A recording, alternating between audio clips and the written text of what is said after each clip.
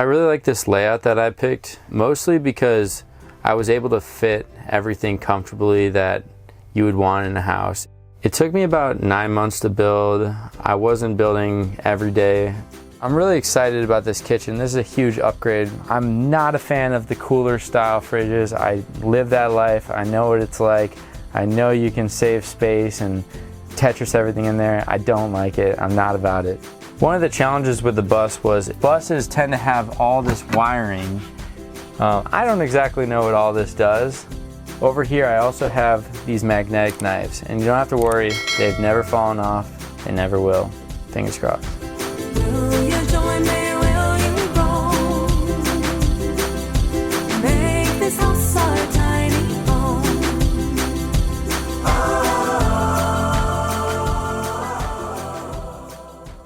Hey, I'm Kevin, this is Nova, and this is Otto, and this is Bev the Bus.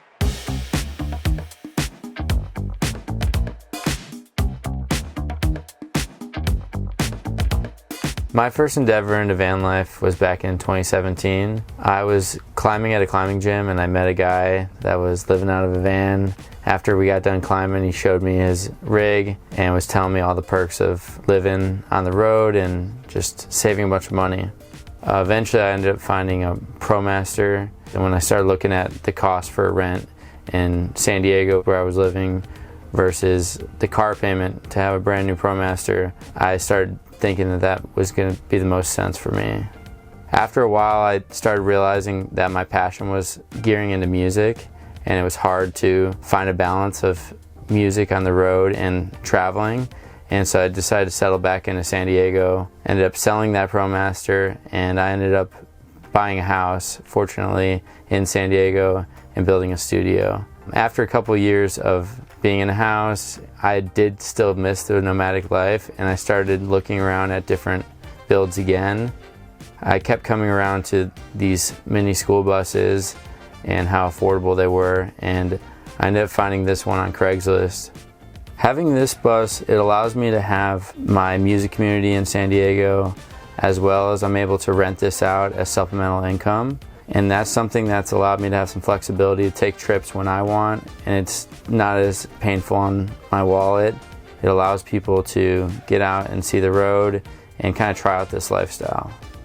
I really like this layout that I picked, mostly because I was able to fit everything comfortably that you would want in a house. And in my last build, I didn't have a shower, didn't have a toilet, and I didn't really have a couch area. So I was able to optimize the space. It took me about 9 months to build. I wasn't building every day.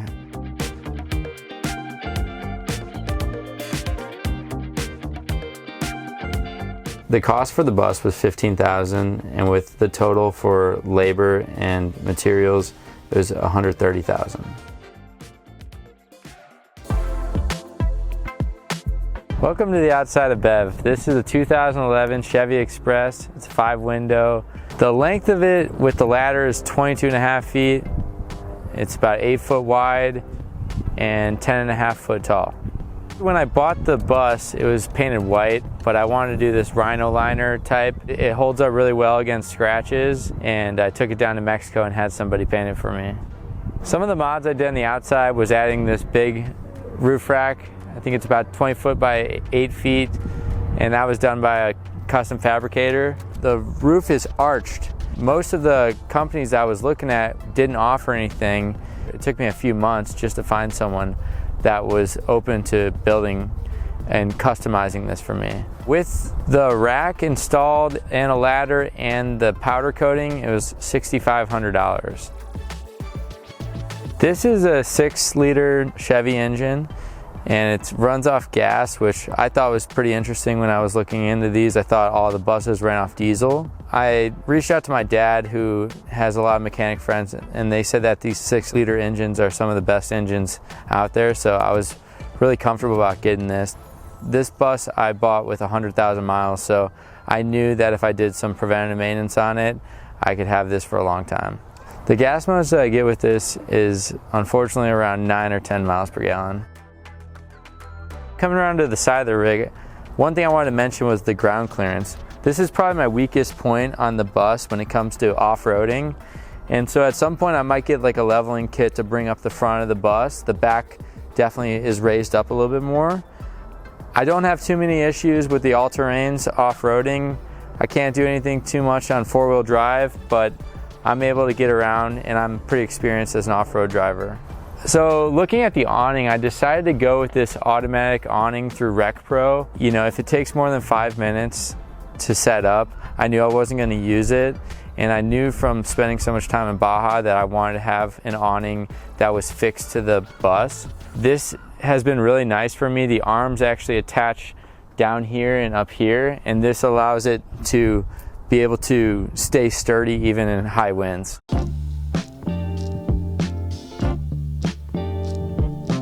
You'll see it starts to lower down a bit, and it automatically stops as well. There's it. And when you're in high winds, you know, your typical Walmart tent is gonna, you know, fly away. And so this, with these strong arms, it's not going anywhere. So as we move to the back, I'll show you the electrical system. We got the ladder back here and just the overall garage. When it comes to my power, I have 600 amp hours of AGM battery. I have 700 watts of solar, a 3000 watt inverter, and I have a 12 volt fuse block that all my 12 volt accessories are going to. I also have my alternator hooked up, so anytime I'm driving, I'm actually charging the batteries as well, which I think is crucial because you just can't always rely on the sun to be out. When it comes to cooking and hot water heater, I use a propane. I have a 5-gallon propane tank in here, and I actually have a diesel heater back here, and that's how I keep warm.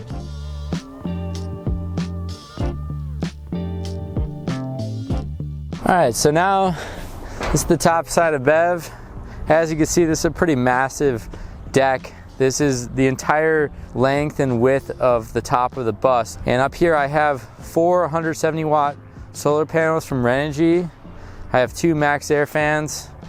And I also have this skylight, which I think is really cool.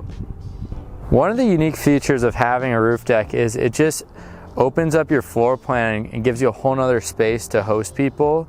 And when you're on the road, you're constantly making new friends, and it's fun to be inside, but it's nice to have someone that has a big deck to hang out up there. I've also thought about the fact that if I ever did some longer trips, I could attach gas cans and toolboxes up here and has the space to still allow me to host people.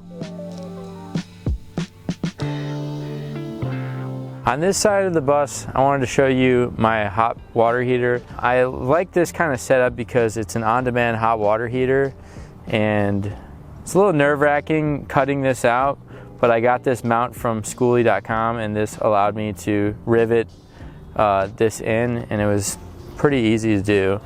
When it comes to the water tanks, on this side I have a 25-gallon gray water tank, and then I have a 41-gallon freshwater tank on the other side. Having 41 gallons of fresh water is good for a few days. You can definitely get 2 or 3 showers and wash the dishes a few times. One thing most people don't know about buses is that the windows tend to leak, and so it's important to actually pull the windows out. Surprisingly, it's only a few bolts per window, and the windows will just pull out, and you can clean all the gunk out, put some new beetle tape on. That's definitely vital to getting a nice clean seal, because the last thing you want to do is build your entire bus and then have it leaking later. Alright, so before we head in, I wanted to talk about this door real quick. This is not the original door. As you know, most buses have the bifold doors, and based on my research, I learned that a lot of them don't hold insulation well and let a lot of air in when you're driving. And so I was looking at different options, and originally I looked at, you know, mending the 2 doors together and then having it on one hinge, but I accidentally broke one of the pieces of glass when I tried doing that. So I found this as a solution. This is just a typical RV door. I'm not much of a welder, so I just used pressure treated wood up here just to fill in an extra 2 inches or so that didn't work for the size. All right, so now let's head inside. So as soon as we come in, you'll notice that I have this cockpit seat here. Something I missed from my last van is being able to have a passenger close by, and so I found this alternative, and this is a little cockpit seat that drops down. It has a seatbelt on it. It's not the best for super tall people. You kind of have to put your knees off the side, but most travelers, this works just great. And then over here I have some shoe storage, and I just like having a little area to put some knickknacks and put your keys and stuff right near the door. The cab area is really comfortable. I added a swivel seat on it, and I have a really fun time driving this. One of the challenges with the bus was it didn't even have a stereo system in it, and so I put in a couple tweeters and these speakers, and then I had a backup camera installed as well. And another thing is the buses tend to have all this wiring. I don't exactly know what all this does, but there is a lot of wiring that you have to kind of work around. And so I just built this little access panel just in case I ever need to get in here. But so far I've never really had to deal with anything in there. So this is the shower that I installed. This is a 30 by 26 inch shower. When I installed the shower pan, I actually cut into the subfloor of the bus, and that dropped it down an extra inch or two. And for me being tall, this allowed me to be able to stand up and just have a little extra room in the shower. For a toilet, I used the Airhead composting toilet. I really like this toilet. It has a separate urine diverter, which is definitely a big thing. You don't have to change the solids as much as you do the liquids, so I find that to be super helpful. Couple other things with the shower. I did this like low flow shower head. I still have to do kind of like a military shower because I only have 41 gallons. One of the main challenges that I would say with the shower is if I could go back, I would just move this shower head up to here just to get the maximum height possible.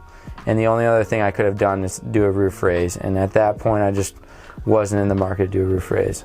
I also installed this, I think it's Nautilus is the company, but this is a cool, easily compactable shower door. So now moving on from across from the shower, I have my dinette that I installed over here. When I was building, I decided to build the bed and then put the shower in, and that determined the kitchen, which we'll talk about. And then on this side I had the dinette, and I knew that there were certain dimensions I wanted for it to be comfortable, and that was going to determine how big my couch was. To create the comfortable space that I was looking for, I actually started carrying a tape measure with me, and every restaurant I went in that I saw a booth, I was measuring the angle of, you know, how big the arch was in the back, and looking at, cutting back the angle on the feet. That was another one, and that allows you to have extra foot space. As you'll see, I have this butcher block everywhere. This is actually mostly all 112-foot piece that I just cut up, and so I was able to use it for the table, for up here, and for all my counter space as well. Underneath the dinette, I actually built a raised platform. This opens up, and usually I just put all my tools in here. I have ratchet straps, bungee cords, stuff like that. And you just need to maximize as much space as possible. And I knew I didn't want an overhead above the dinette because then you're gonna bump your head on it. So I figured I might as well use the space below and just elevate the dinette. All right, so let's head to the back now. So next I want to talk about the couch area. As I said before, this was determined based on the dinette that I had, and this is the size I came up with. Some of the cool features I have in here is I put a bunch of extra storage underneath these. I put in this little step here just to help the dogs get up, but then I actually utilized that as somewhere that I put their dog toys. So next, let's talk about the kitchen. And I'm really excited about this kitchen. This is a huge upgrade versus my last van. I'm not a fan of the cooler style fridges. I live that life. I know what it's like. I know you can save space and Tetris everything in there. I don't like it. I'm not about it. I really like this Dometic 110 fridge. I found this to be a good size so that I could actually fit everything that I need in here. It's just such a game changer to be able to open the door and everything's not, you don't have to pull everything out to get what you need. So with the space that I had over here, I decided that I really wanted to put an oven in Based on the oven size and the fridge size, that left me just enough room to fit this deep sink, and I highly recommend like a deep sink. On this side of the kitchen, I added a recessed spice rack, and the reason why I decided for this is I like that all the spices are off to the side. I don't have to pull them out from any cabinets, and I can see the labels on top. Over here I also have these magnetic knives, and you don't have to worry, they've never fallen off, they never will. Fingers crossed. I wanted to keep all the windows in the bus originally and get that 360-degree view. Later I kind of changed my mind and added these wooden planks to kind of block out some of the light. I didn't originally intend to have this design for the curtains, but I had to pivot based on the seamstress, and I added these straps that allow for the windows to be fastened up. So here's this is my little mascot in here. This is Monty the mountain goat, and I always joke that my spirit animal is a mountain goat. Another cool feature that I had is I installed this kind of secret compartment that I just have like a space for a laptop and, you know, some important documents. And I just thought this was kind of a cool use of space, and it also keeps my dogs away from getting onto the counter space, so it kind of creates this divide. I just took a 10-day road trip recently, and something that I just discovered is that I forgot about putting a laundry bag in my rig, and so I came up with this design that I haven't executed yet, but I'm going to cut out the bottom of this cabinet on the bottom, and there's going to be a false floor, and underneath there's going to be hooks where there'll be a laundry bag underneath there. And that's just a cool way to still have access to that laundry bag for laundry days, but I'm able to keep it out of the way and it's in the garage space.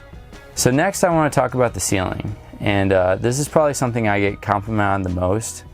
And I decided on this kind of layout. I found a YouTuber that had an accent wall that looked like this, and I decided to just maximize it and put it in my entire space. I went to my local lumber store and I decided to pick out a bunch of colors, and I used this, I think it's cedar pine, and I was just able to stain them all different colors. And shout out to my friend who helped me and with getting the layout and making it kind of more randomized. So moving on to the bed area, first thing I want to talk about is I put this Sirocco 360 fan. Now these are really nice fans. They allow you to turn it in any direction. It has 3 different speeds on it. It locks to the wall. Super crucial for when you're living in a hot space, especially to have something that you can put on the bed when you're sleeping, on the couch when you're hanging out. Cannot recommend that enough. I decided on a full-size bed because I wanted to maximize the rest of the real estate in the bus, and I noticed that a lot of other people end up sacrificing because they put a king-size bed in. In my experience, 2 people can easily sleep in a full-size bed. One of my favorite features in the rig is this skylight. This allows me to be able to look out at the stars at nighttime. I also get some more airflow when I'm in a hot environment, and it actually has a screen and a shade on it. So if bugs are an issue, I have that covered, or if I just want the sun out in the mornings, I can just close the shade.